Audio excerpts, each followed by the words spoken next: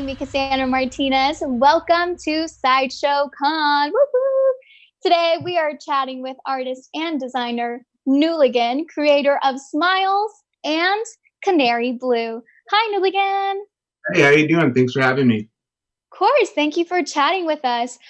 So the first question I have for you is, when did you get started creating? What was that first experience like? I probably was like a late bloomer. I didn't really take do art really seriously until like my early to mid 20s.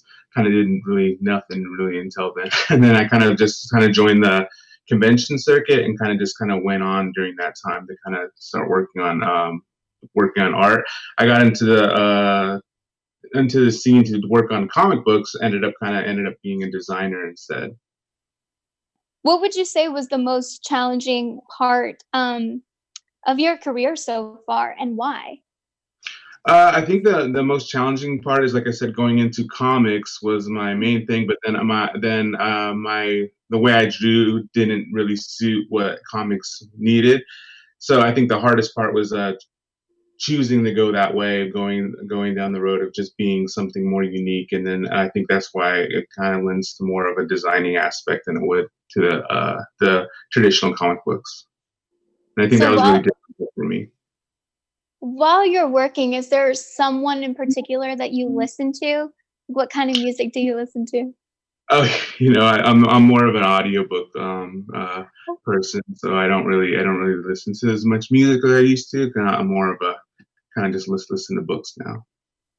Well, then, what kind of audiobooks do you listen to those while you're working? Uh, this sounds really uninteresting, but I listen to a lot of psychology books. So That is not an interesting. There goes my cat. Wow. Well, I think that's important because you're getting to learn more about people. So I feel like that's important. There goes my cat.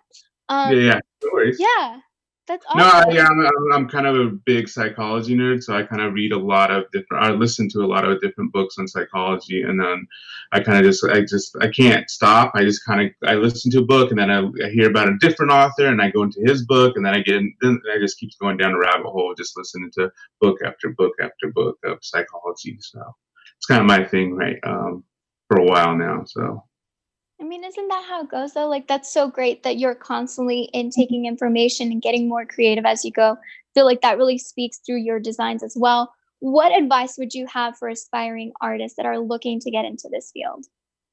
I think like the main thing is I think you go down a journey of like trying to discover who you are instead of who everybody expects you to be. Especially like when I was trying to be going into comic books, they have a certain archetype that they want you to be in order to be a part of whatever they have there.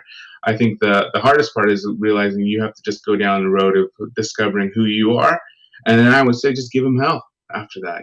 Just be you and just do what you do, and I think that's enough. I love that. I feel like that applies to so many parts of life. But for you, what are you most proud of as an artist? Right now, I'm most proud of joining you guys, not only here but doing those characters because they're mine. So for me, that is it's kind of a surreal thing because I did the Batman, I did the Harley Quinn and stuff, but this is just my stuff, which is really exciting for me, and it's what I'm most proud of to date. I love that. Now one final quick question, one answer. What is your favorite color? It's black. Nice. Yeah. I wore this shirt just for you because it is Oh, black. thank See? you, thank you. I appreciate Yeah, that. we planned this accordingly. Thank you so much, Nooligan, for joining us. It's been a pleasure. Thanks for having me. I appreciate it. And thank you guys at home for watching. Make sure that you guys stay tuned for more here at Sideshow Con. And don't forget to let your geek side show.